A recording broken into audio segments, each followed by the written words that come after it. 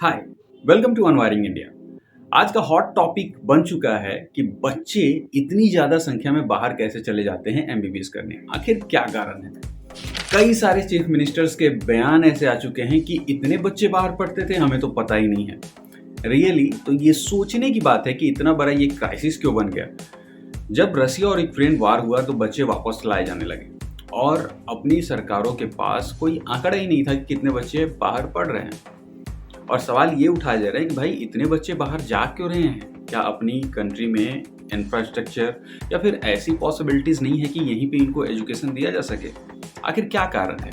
तो आइए इसी बारे में हम लोग अनवायर करते हैं ऐसी टॉपिक को। So let's unwire it.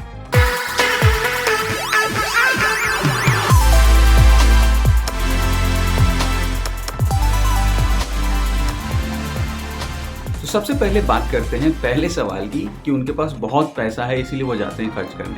नहीं, ऐसा नहीं है।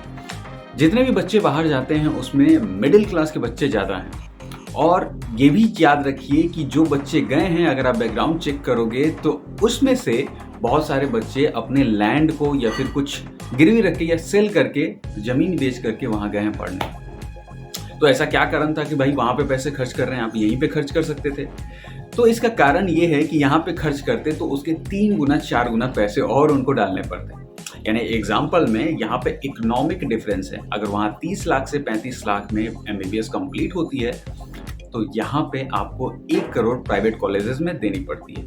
अब यहीं पे आप सवाल करते हो कि भाई प्राइवेट कॉलेज में क्यों जाना है, गवर्नमेंट से कर लो ना। तो आइए इसको भी एनालाइज कर लेते हैं कि वो फेल्योर नहीं है। जो कहा जा रहा है कि वो फेल्योर हैं, निकम्मे हैं, उनसे एग्ज़ाम नहीं निकला इसलिए वो बाहर चले गए, कोई कैपेबिलिटी नहीं है उनकी। तो देखिए इसको ऐसे आप समझ सकते हैं। नीट में टोटल सीट या फिर मेडिकल की टोटल सीट एमबीबीएस की इंडिया में है 83,000, 83,000 इंक्लूडिंग गवर्नमेंट प्राइवेट। बच्चे टोटल बैठते हैं एग्जाम में 13 साढ़े 13 लाख।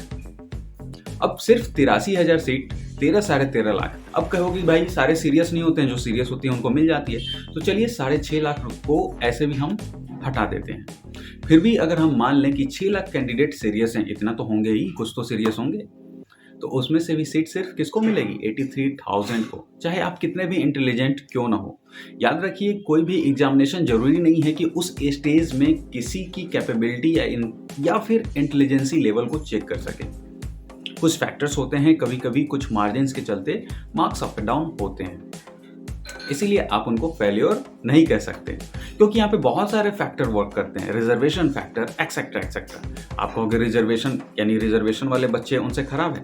नहीं, वो उनका भाई जरिया है, उनका फ़ायदा है, उनको एक सुविधा मिली हुई है तो उसका यूज़ कर रहे हैं और कुछ नहीं। अगर नहीं मिलती तो नहीं यूज़ करते, तो उनको भी गलत नहीं कहा जा सकता। बट अगर आप कह रहे हो कि ये फेलियर हैं, देन उनको फेलियर पहले कहना बनता है। अब इन सारी चीज़ों को आप अगर एक रेशियो में तौल करके देखोगे तो देखोगे भाई 16 लाख और कहाँ 83,000, कितना बड़ा ह्यूज गैप है सीट्स का। तो जो बच्चे, अगर हम सेमी मतलब एक हाफ भी ले लें, हाफ को हटा भी दें, फिर भी 5 से 6 लाख बच्चे जो हैं उनको सीट नहीं मिलेगी, तो वो क्या करेंगे? तो कुछ लोग ज़मीन बेचते हैं, कुछ मिडिल क्लास फैमिली होती है वो अपनी सारी सैलरी, अपनी सेविंग्स लगा करके बच्चे को भेजते हैं, बाहर पढ़ के एमबीबीएस बन जाएगा तो कुछ हमारा डेवलपमेंट हो जाएगा, कुछ वो अपनी लाइफ में बन जाएगा, कुछ का सपना होता है डॉक्टर बनना। That's why. और यहाँ पे एक और फैक्टर काम करती है, बाहर की तुलना में इंडिया के प्राइवेट कॉलेज उतनी अच्छी एजुकेशन नहीं दे पाते हैं, उतनी अच्छी प्रैक्टिकल्स नहीं दे पाते हैं। बाहर एजुकेशन सिस्टम एमबीबीएस का बहुत अच्छा है, आप फीडबैक बच्चों से ही ले सकते हैं। इवन वहाँ पे प्रैक्टिकल्स ज़्यादा होते हैं बजाय थ्योरी के। इवन वहाँ पे आपसे काउंटर क्वेश्चंस पर डे और वीक बाय वीक किया जाता है। तो दैट्स द फैक्टर कि लोग बाहर को प्रीफर करते हैं। China, Russia, Ukraine, even Nepal तक लोग चले जाते हैं। तो ये सोचने वाली बात है कि नेपाल तक जो लोग जा सकते हैं एमबीबीएस करने, वो अपनी कंट्री में ऐसा व्यवस्था क्यों ना बनाया जाए कि वो यहाँ पे रहें और यहाँ का पैसा, जो इंडिया का पैसा है, यही रहे। अब नीतीश कुमार का ये स्टेटमेंट हमको तो पता ही नहीं था कि हमारे इतने बच्चे बाहर पढ़ते हैं, तो स्ट्रेंज है। इवन नरेंद्र मोदी ने भी यही कहा था। वेल, बच्चे तो आ गए हैं, अब तरह तरह के सवाल उठाए जा रहे हैं कि वो कैपेबल नहीं है।